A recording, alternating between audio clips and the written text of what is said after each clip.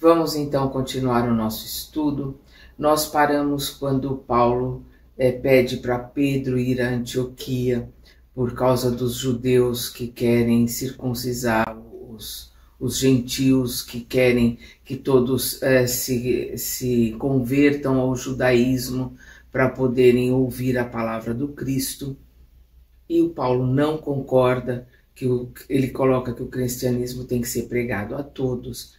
E nós vemos que Pedro vai e ele conversa com todo mundo, ele vai na casa dos gentios, tá todo mundo muito contente. Nós paramos aqui quando ele coloca que estabeleceu-se rapidamente notável movimento de confiança e uniformidade de opinião. Então, os judeus viram Pedro comendo na casa dos gentios, conversando com os gentios, palestrando e passando informações para os gentios, então aquilo acalmou os ânimos, deixou a igreja de Antioquia tranquila.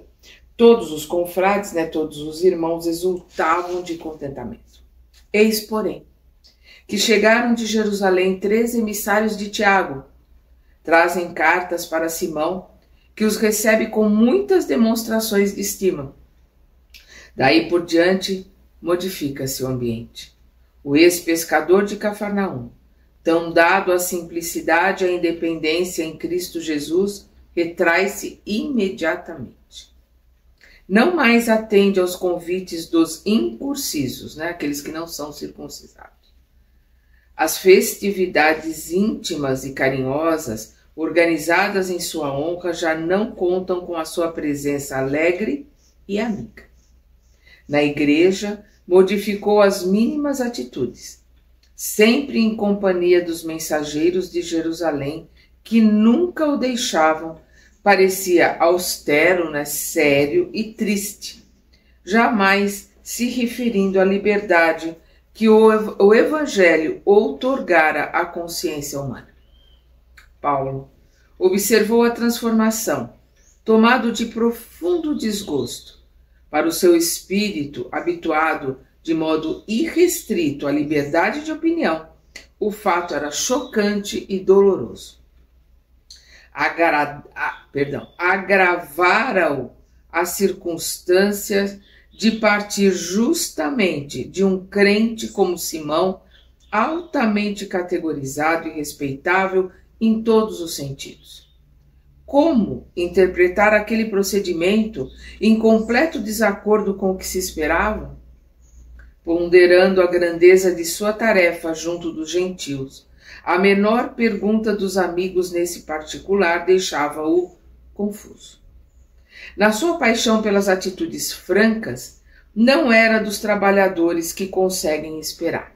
Nós sabemos que paciência não é virtude de Paulo e que ele é muito voluntarioso, dentro daquilo que ele acha que está certo, dentro daquilo que ele pensa, ele é muito franco, ele coloca as coisas que ele acredita, e luta por elas. A gente viu ele enfiar os pés pelas mãos, mas acreditando naquilo que ele estava fazendo.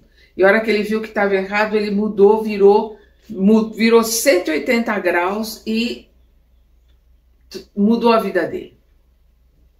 Então nós vemos aqui, quando ele coloca, o Emmanuel coloca aqui, na sua paixão por atitudes francas, que é a característica de Paulo, não era dos trabalhadores que conseguem esperar. E após 2 semanas de expectação ansiosa, desejoso de proporcionar uma satisfação aos numerosos elementos incircuncisos de Antioquia, convidado a falar na tribuna para os companheiros, começou por exaltar a emancipação religiosa do mundo desde a vinda de Jesus Cristo. Passou em revista as generosas demonstrações que o Mestre dera aos publicanos e aos pecadores. Pedro ouvia-o assombrado. Vamos lembrar que Pedro nunca tinha ouvido uma palestra, uma colocação de Paulo falando de Jesus.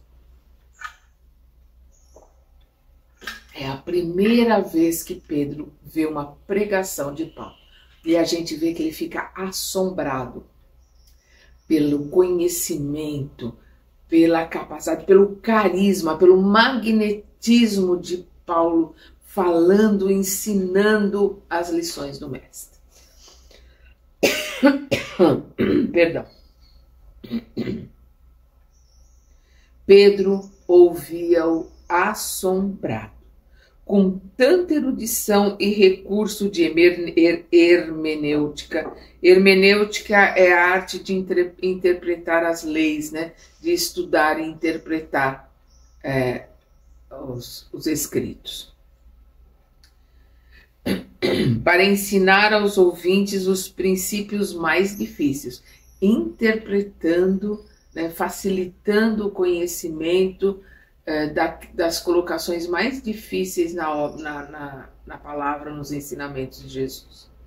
Isso é hermenêutica, né? Essa capacidade de entendimento, de conhecimento, para poder explicar e facilitar o entendimento. Os mensageiros de Tiago estavam igualmente surpreendidos. A assembleia ouvia o orador atentamente. Em dado instante, o tecelão de Tarso olhou fixamente para o apóstolo Galileu, né, Simão, e exclamou. Palavras de Paulo. Irmãos, defendendo o nosso sentimento de unificação em Jesus, não posso disfarçar nosso desgosto em face dos últimos acontecimentos. Quero referir-me à atitude do nosso hóspede muito amado, Simão Pedro, a quem deveríamos chamar mestre. Se esse título não coubesse de fato e de direito ao nosso Salvador. Aí nós vamos ver aqui, pela impaciência, né, de Paulo, ele quebrando uma das colocações, um dos mandamentos que Jesus coloca, que está em Mateus, né, que está no Evangelho de Mateus, de Levi. Quando Jesus coloca que se tiver algum problema com teu irmão, chama-o em particular e conversa com ele. Se não conseguir resolver, chama mais uma ou duas pessoas, se eu não me engano é Mateus 18. E tenta acertar as coisas com ele. Isso é o ensinamento que Jesus nos traz. E Paulo vai e coloca Pedro em xeque. Simão, né? Simão quer dizer rocha. Então, na verdade, o nome dele é Simão. Essa colocação de Pedro é uma colocação mais de tradução. Mas, então, Simão Pedro. Então, ele coloca Simão numa situação muito difícil, né? Questionando ali na frente da assembleia. A igreja é a assembleia. E aqui nós vamos ver que Emmanuel faz uma nota observando a epístola, né, a carta aos Gálatas, capítulo 2, versículo de 11 a 14. E essa carta aos Gálatas nós vamos ver aqui, que é o capítulo 2, versículo 11, e começa. Quando Pedro veio a Antioquia, eu o repreendi. É Paulo falando na sua carta aos Gálatas. Eu o repreendi em público, porque ele estava inteiramente errado. Antes de chegarem ali alguns homens que Tiago tinha mandado, Pedro comia com os irmãos que não eram judeus. Mas depois que aqueles homens chegaram, ele não queria mais comer com os não-judeus, porque tinha medo dos que eram a favor da circuncisão dos não-judeus.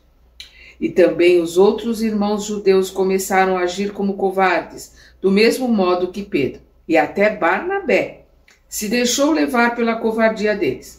Quando vi que não estavam agindo direito, nem de acordo com a verdade do Evangelho, eu disse a Pedro diante de todos, e aqui, né, as palavras de Paulo, abre aspas, você é judeu, mas não está vivendo como judeu, e sim como os não-judeus.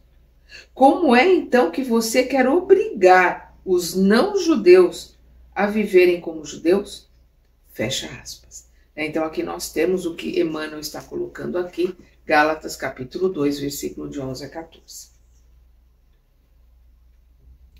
A surpresa foi grande e o espanto geral. O apóstolo de Jerusalém também estava surpreso. Simão, né? Também estava surpreso. Mas parecia muito calmo.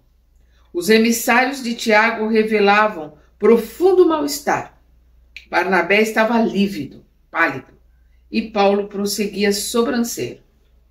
Simão, palavras de Paulo, Simão tem personificado para nós um exemplo vivo. O mestre nos deixou como rocha de fé imortal. A palavra Simão quer dizer isso, quer dizer rocha.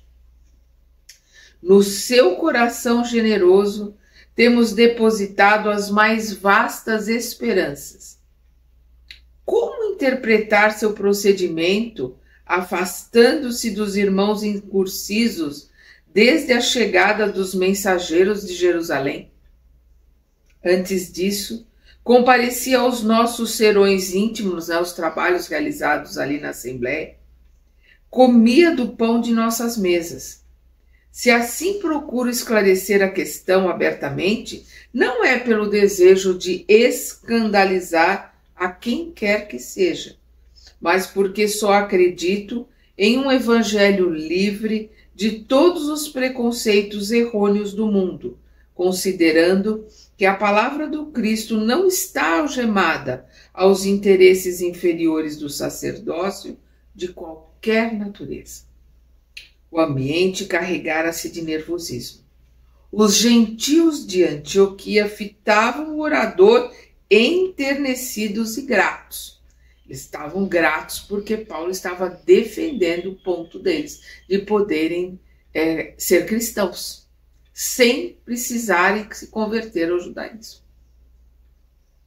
Os simpatizantes do farisaísmo, né, das concepções judaicas, ao contrário, não escondiam seu rancor em face daquela coragem quase audaciosa. Nesse instante, de olhos inflamados por sentimentos indefiníveis, Barnabé tomou a palavra, enquanto o orador fez uma pausa e considerou. Vamos ver agora as palavras de Barnabé, que estava revoltado com, digamos assim, a ousadia de Paulo de interpelar, de interrogar Pedro na frente de todo mundo. Palavras de Barnabé. Paulo, sou dos que lamentam tua atitude nesse passo. Com que direito poderás atacar a vida pura do continuador de Cristo Jesus? Aqui é uma pergunta, vamos lembrar que sempre foi colocado Cristo Jesus. A palavra Cristo vem do grego, de puro, né, de cristal. Então é o puro Jesus. Então sempre foi usado como Cristo Jesus. Nós vamos ver que depois, principalmente depois da Idade Média, que se colocou como Jesus, o certo seria Jesus o Cristo, né, Jesus o puro, e não... E se juntou para Jesus Cristo, e muitas pessoas colocam como se fosse sobrenome. Não, é um título. Cristo vem de cristal, né, de pureza, de transparência. Né? Um cristal é uma pedra muito pura. Então é o puro Jesus, né? O Cristo Jesus. Isso inquiria-o ele em tom altamente comovedor. Ele não estava inquirindo Paulo com raiva, ou num tom de briga, mas num tom comovedor, quase às lágrimas. É isso que Emmanuel está colocando aqui. Isso inquiria-o ele em tom altamente comovedor, com a voz embargada de lágrimas. Ele estava ali aos prantos interpelando Paulo. Paulo e Pedro eram seus melhores e mais caros amigos. Então ele estava ali no meio de dois grandes amigos, Paulo e Pedro. Longe de se impressionar com a pergunta, o orador respondeu com a mesma franqueza. Temos sim o direito, o de viver com a verdade, o de abominar a hipocrisia e o que é mais sagrado, o de salvar o nome de Simão das arremetidas farisaicas, cujas sinuosidades conheço por constituírem o báratro, né, o precipício escuro de onde pude sair para as claridades do evangelho da redenção. Ou seja, ele coloca que sim, ele tem esse direito porque ele quer limpar, né, ele não quer que manche o nome de Simão, e ele conhece, né, a política, ele conhece as artimanhas do farisaísmo, né, das colocações dos sacerdotes judaicos, né, os fariseus, e ele sabe das artimanhas dele. Então ele quer deixar tudo muito claro, por isso que ele diz, né, temos sim o direito de viver com a verdade, o de abominar a hipocrisia. E aqui ele coloca o que é mais sagrado, salvar o nome de Simão das arremetidas, né, dos ataques farisaicos, cujas sinuosidades, né, ali lembrando a serpente, ele conhece a fundo, porque ele era um fariseu, por constituírem o precipício escuro de onde pude sair. Ele conseguiu se libertar do farisaísmo, das colocações pré-concebidas das ideias farisaicas, para as claridades do evangelho da redenção. A palestra do ex-rabino continuou rude e franca. De quando em quando, Barnabé surgia com uma parte, tornando a contenda mais renhida, ou seja, mais debatida, mais difícil. Entretanto, em todo o curso da discussão, a figura de Pedro era a mais impressionante pela augusta serenidade do semblante. Né, ali, augusta no sentido de elevada, né, Augusto é rei, né, de superioridade, né, de serenidade no semblante. Naqueles rápidos instantes, o apóstolo galileu, né, Simão, considerou a sublimidade da sua tarefa no campo de batalha espiritual, pelas vitórias do evangelho. De um lado estava Tiago, né, Tiago menor, que era quem estava comandando a Assembleia, né, a Igreja de Jerusalém, cumprindo elevada missão junto do judaísmo. Porque se não fosse Tiago, a igreja, né, a Assembleia de Jerusalém teria sido destruída. E graças ao farisaísmo, né, de Tiago menor, vamos lembrar que o nome maior e menor foi dado pela Igreja Católica, porque dentro do Evangelho eles são conhecidos como Tiago, filho de Zebedeu, que é o Tiago maior, que é irmão de João, né, que depois é João o Evangelista, e Tiago, filho de Alfeu, né, irmão de Levi, que é o Tiago menor. Então eles são sempre, todo mundo é conhecido pela sua filiação, né, por isso a palavra Bar é filho em hebraico. Então Bartimeu é filho de Timeu. Então é Tiago, né, Bar Zebedeu, então é filho de Zebedeu. É assim que são chamados, que era o Tiago que foi morto por volta do ano 40, né? Foi sacrificado logo depois de Estevão. E aí ficou o Tiago, filho de Alfeu, irmão de Levi, que é o Tiago que a igreja coloca para se diferenciar Tiago maior e Tiago menor.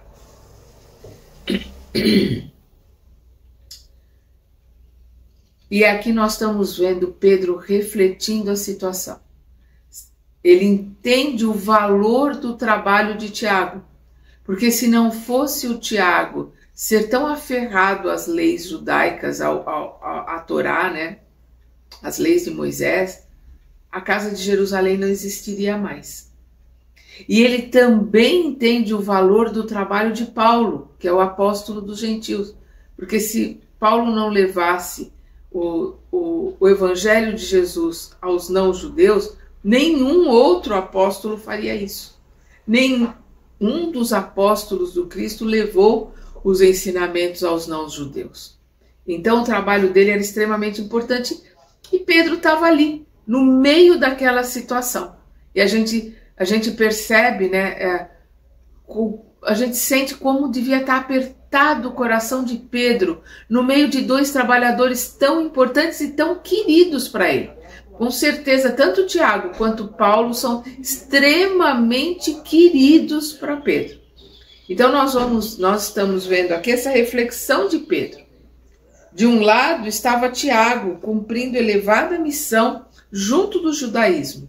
De suas atitudes conservadoras surgiam incidentes felizes para a manutenção da igreja de Jerusalém, erguida como um ponto inicial para a cristianização do mundo. De outro lado, estava a figura poderosa de Paulo, o amigo desassombrado dos gentios na execução de uma tarefa sublime. De seus atos heróicos derivava toda uma torrente de iluminação para os povos idólatras, para aqueles que não conheciam a primeira revelação, não conheciam as leis de Moisés. Então o trabalho de Paulo era muito mais difícil, porque primeiro ele tinha que levar o Deus único, para depois levar o Evangelho do Cristo. Qual o maior a seus olhos de companheiro que convivera com o mestre e dele recebera as mais altas lições? Como, Pedro poderia escolher entre um e outro? Como ele poderia colocar qual que é o mais alto, qual que é o mais certo? Pedro estava ali num dilema muito grande.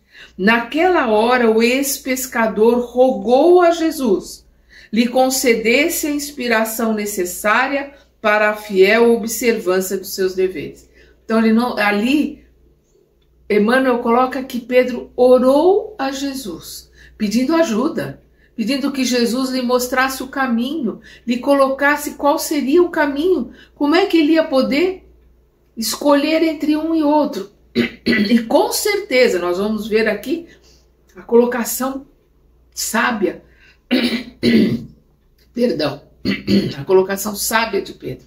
Porque se ele tivesse escolhido um ou tivesse escolhido outro, nós teríamos naquela época uma cisão. Nós teríamos o cristianismo judaico, seria o cristianismo de Tiago, e teríamos o cristianismo dos gentios, que seria o cristianismo paulino, como é chamado hoje, quando as pessoas colocam que nós somos muito mais paulinos, do que cristãos no sentido dos ensinamentos de Jesus, porque nós somos, digamos assim, todos influenciados pelos ensinamentos e pelas cartas e pelas colocações de Paulo.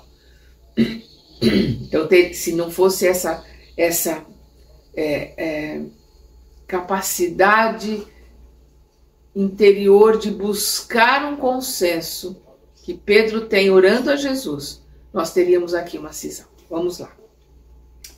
Então, naquela hora, o ex-pescador rogou a Jesus lhe concedesse a inspiração necessária para a fiel observância dos seus deveres. Sentiu o espinho da missão cravado em pleno peito, impossibilitado de se justificar com a só intencionalidade de seus atos, a menos que provocasse maior escândalo para a instituição cristã, que mal alvorecia, que mal começava no mundo. De olhos úmidos, enquanto Paulo e Barnabé se debatiam, tinha a impressão de ver novamente o Senhor no dia do Calvário. Ele ali com os olhos úmidos, vendo dois irmãos queridos se debaterem por causa dele. Paulo contra a atitude que ele está tendo e Barnabé defendendo Simão como apóstolo do Cristo. Ninguém o compreendeu. E aí ele lembra de Jesus e ele lembra que ninguém compreendeu Jesus. E ele ali vê que ninguém, nem Pedro, aliás, nem Barnabé, nem Paulo, compreendem a situação que ele se encontra para tentar manter tanto a igreja, a Assembleia de Jerusalém, que atende muitos necessitados, como manter a igreja de Antioquia, a Assembleia de Antioquia, que é uma união cristã, as ideias do Cristo começando ali. Ninguém o compreendera. Aí Simão lembrou, ninguém compreendeu Jesus. Nem mesmo os discípulos amados. Em seguida, pareceu vê-lo expirante na cruz do martírio. Uma força oculta conduzia-o a ponderar o madeiro com atenção, a analisar, a pensar naquela crucificação, naquela situação ali do Calvário, da crucificação, com muita atenção. A cruz do Cristo parecia-lhe agora um símbolo de perfeito equilíbrio. Aqui no sentido, nas duas madeiras, ele sentiu ali que ali era uma questão de análise de que ele tinha que entender e que ele tinha que manter esse equilíbrio, manter as coisas equilibradas o máximo possível. Uma linha horizontal, do madeiro, e uma linha vertical. É isso que ele está analisando aqui. Então, a cruz do Cristo parecia-lhe agora um símbolo de perfeito equilíbrio. Uma linha horizontal e uma linha vertical justapostas formavam figuras absolutamente retas. Sim, o instrumento do suplício enviava-lhe uma silenciosa mensagem. Era preciso ser justo, sem parcialidade ou falsa inclinação.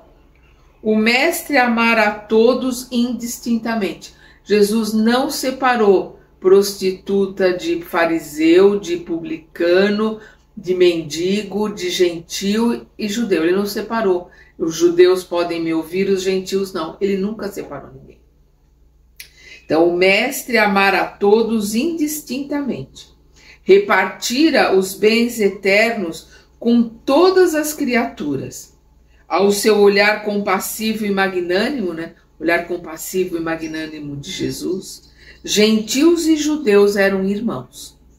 Experimentava agora singular acuidade para examinar conscienciosamente as circunstâncias. Tinha a capacidade de olhar, a fundo, de ver a situação, as circunstâncias.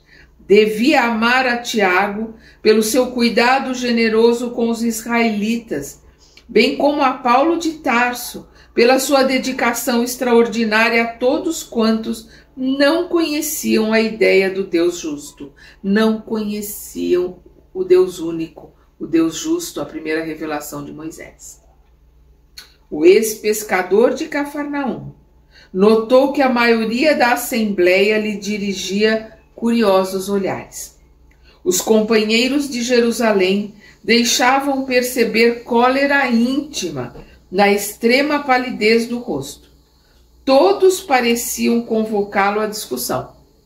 Barnabé tinha os olhos vermelhos de chorar e Paulo parecia cada vez mais franco, verberando, quer dizer, reprovando a hipocrisia com a sua lógica fulminante, com a sua capacidade de analisar, de raciocínio, de falar.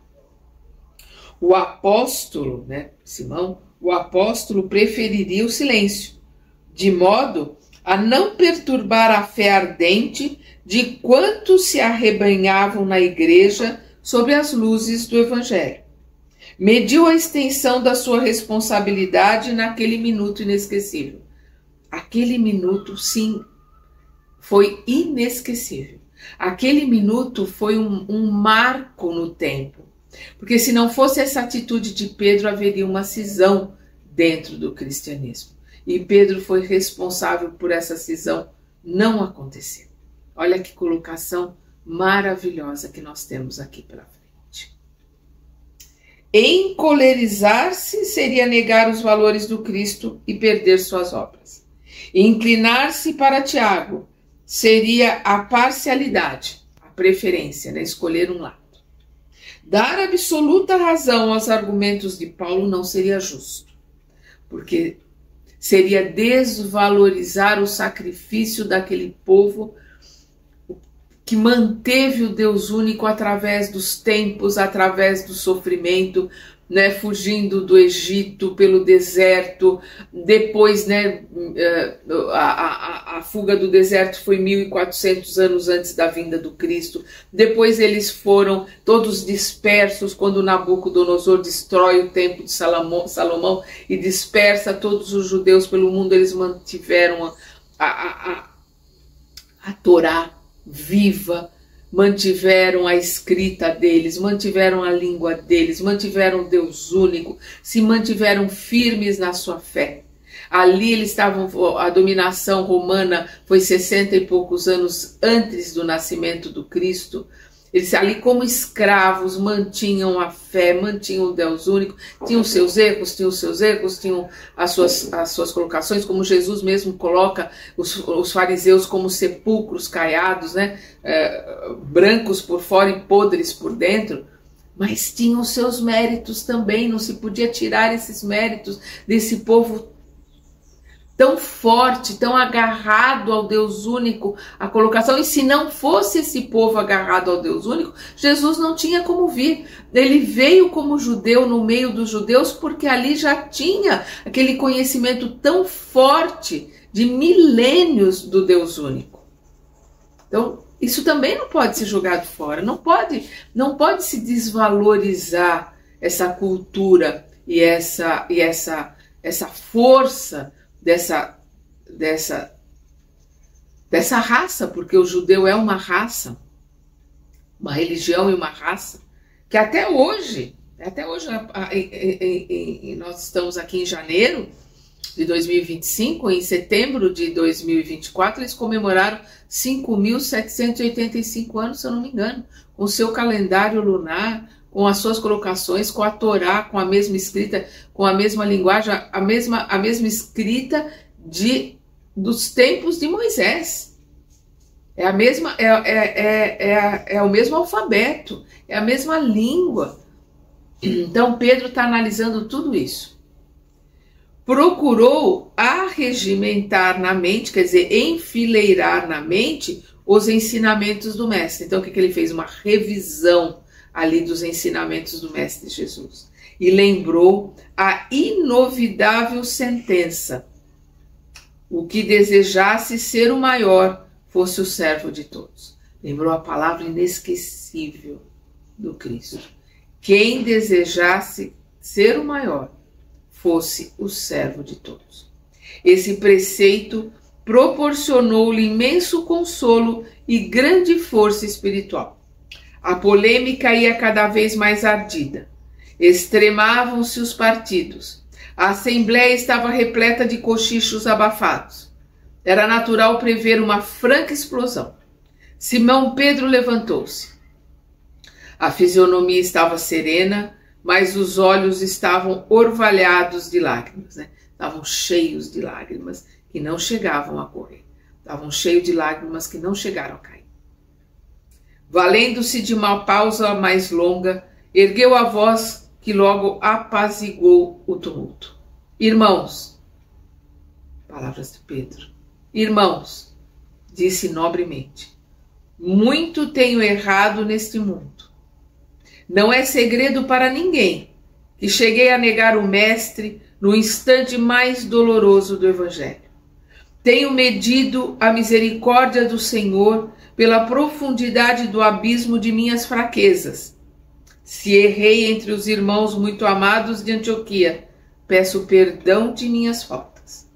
Submeto-me ao vosso julgamento e rogo a todos que se submetam ao julgamento do Altíssimo. Ele não tomou partido. Ele não escolheu um lado, ele falou dele. Eu sou fraco, eu errei, eu neguei ao Mestre, eu neguei o Mestre 3 vezes quando ele mais precisava de mim. Eu cometi muitos erros, e se eu cometi algum erro com vocês, eu me coloco aqui para ser julgado. Ele falou dele, ele mostrou as falhas dele, os erros dele. E com essa humildade, ele salvou o cristianismo que estava começando ali. Que coisa maravilhosa. É uma passagem pouco conhecida. Nós vemos que Emmanuel nos traz aqui essa passagem maravilhosa para que a gente possa entender as dificuldades daquele começo do cristianismo. As dificuldades enfrentadas pelos apóstolos, principalmente por Simão. Aqui nós vemos Simão realmente transformado, aquele Simão pedra, né? Rocha, duro, ali na época conversando e cobrando Jesus. E hoje um Simão rasgando as suas roupas, né? Rasgando ali o seu orgulho, a sua vaidade, se mostrando o homem simples, fraco, com problemas, com erros, com pecados, como qualquer um outro ali. A estupefação foi geral. Compreendendo o efeito, o ex-pescador concluiu a justificativa dizendo, palavras de Pedro, reconhecida a extensão das minhas necessidades espirituais e recordando-me as vossas preces, passemos, irmãos, aos comentários do evangelho de hoje. A assistência estava assombrada com o desfecho imprevisto, porque eles esperavam qualquer coisa, menos aquilo. Pedro se desnudar, se mostrar e se colocar ali para ser julgado por eles. É muito bonito.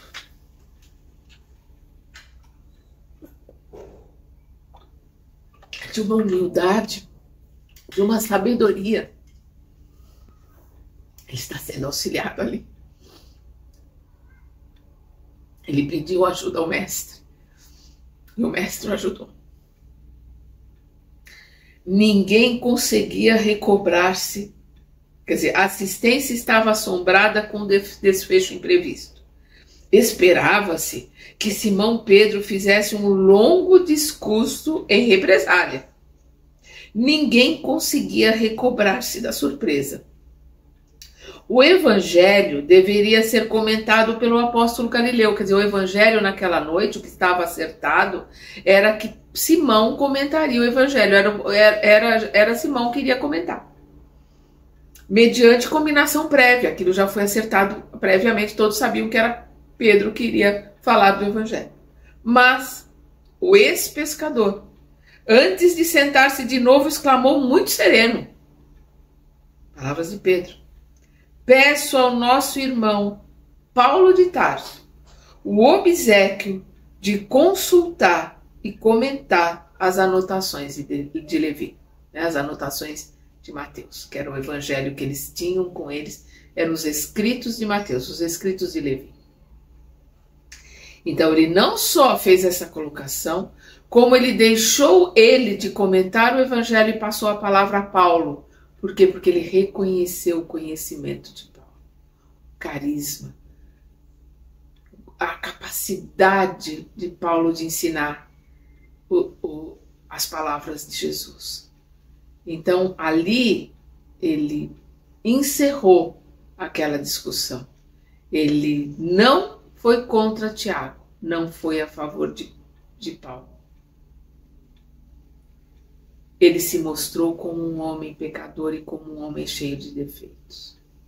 E como indiretamente, lembrando Jesus, que quem não tivesse defeitos, quem não tivesse erros, que atirasse a primeira pedra.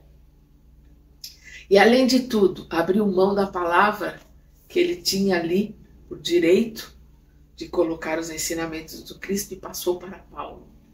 Como quem diz, você fala melhor do que eu. É lindo. Perdão, pessoal. Eu sou muito emotiva.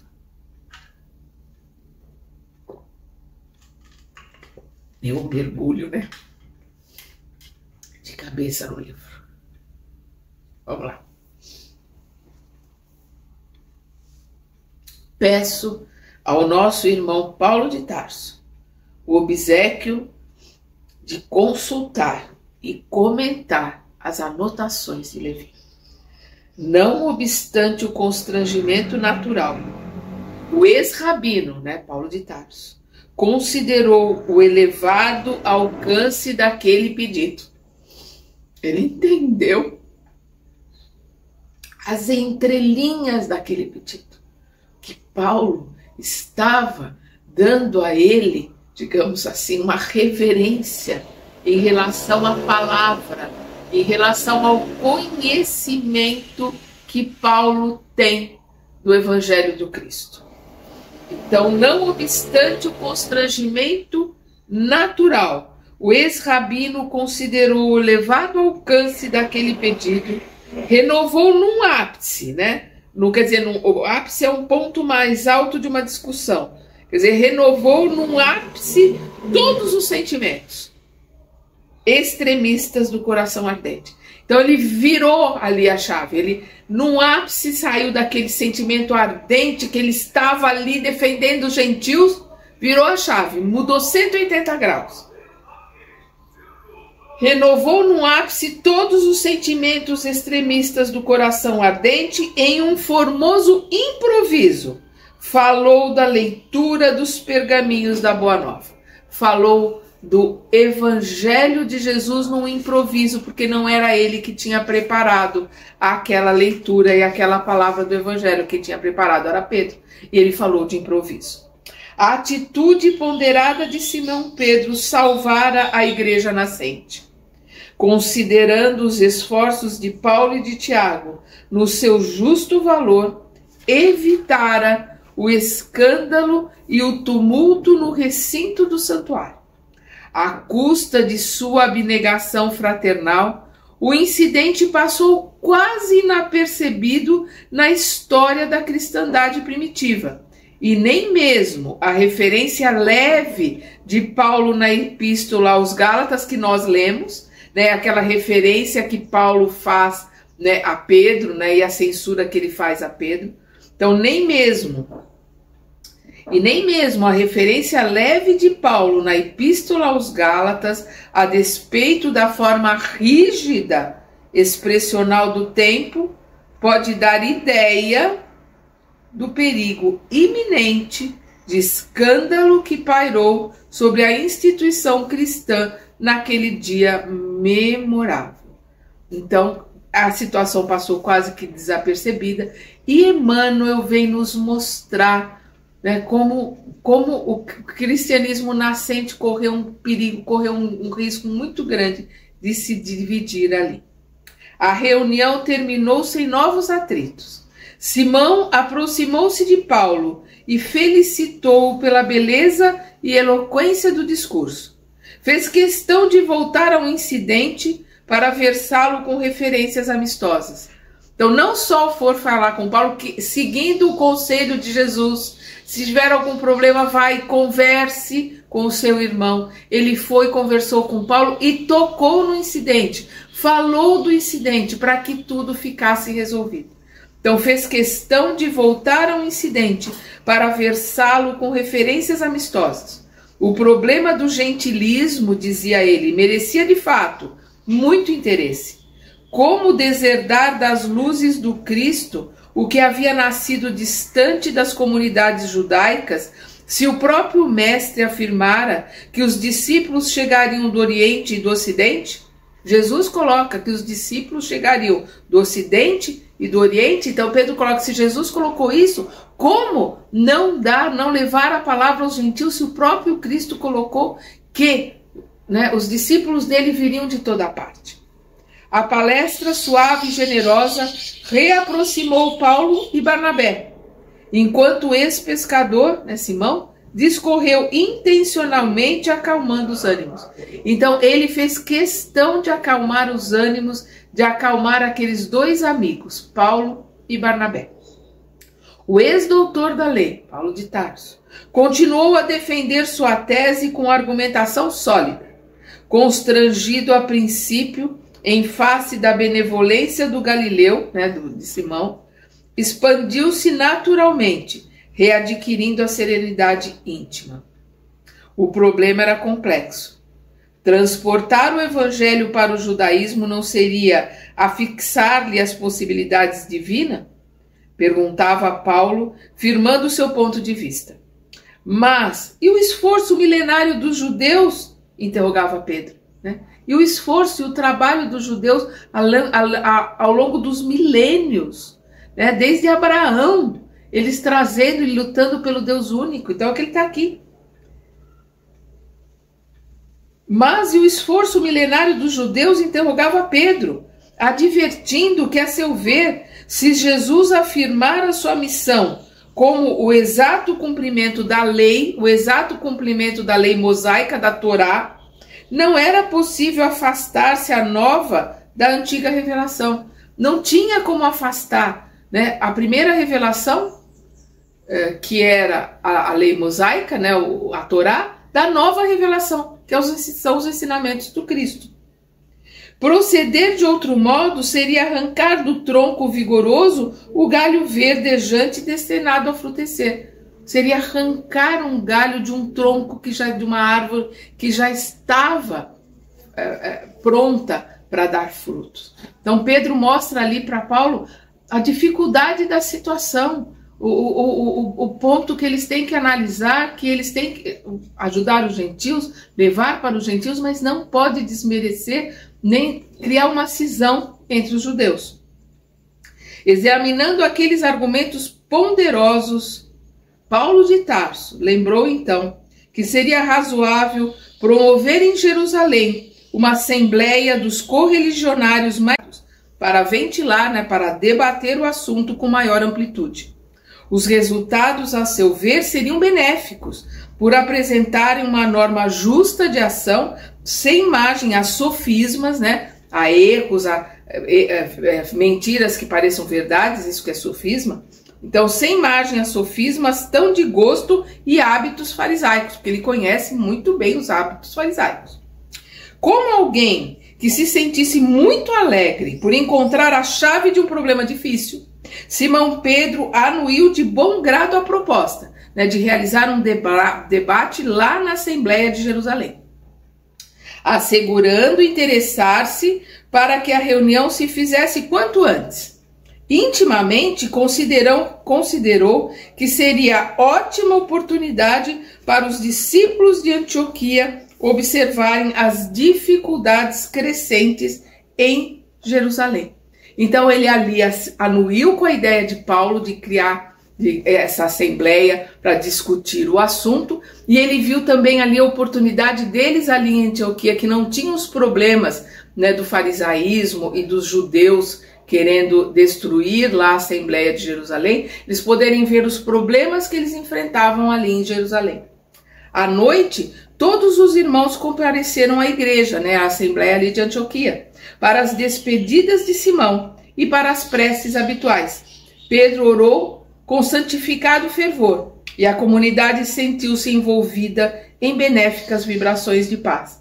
A gente imagina, né, a oração de Pedro, comovida, sentida, aquele espírito tão modificado, aquele espírito tão elevado, como a gente vê aqui a prova da sua elevação, do seu conhecimento, do seu aprendizado, numa oração sincera ali com aqueles irmãos, dentro daquela Assembleia de Antioquia. E nós, né, vamos parar por aqui quando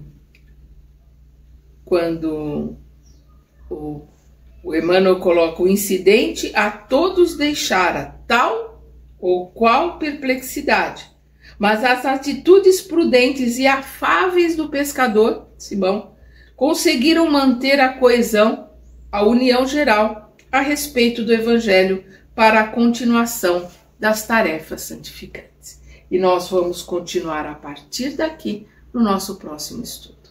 Até lá!